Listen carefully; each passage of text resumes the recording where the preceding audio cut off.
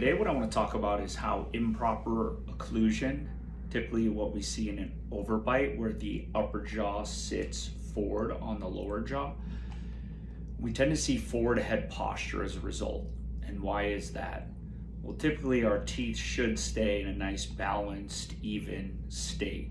What that does is ensure that we can keep the tongue on the roof of the mouth, and what that does is create like a scaffolding slash loft effect where we can support the head and neck over the shoulders. So if you were to drop a line straight through the body, all the forces would be balanced.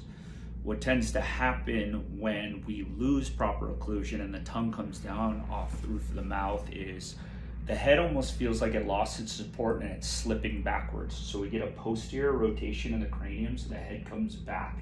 And what ends up happening is the head ends up coming forward, increasing the distance between the chin and the sternum, which basically stretches out the hyoid. So now we have a forward head with a stretched out hyoid, which basically pulls the mandible back, keeping it trapped.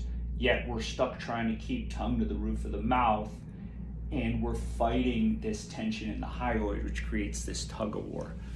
And this tug of war oftentimes is why people will clench. Jaws and mastication get tired and then they arrest by clenching.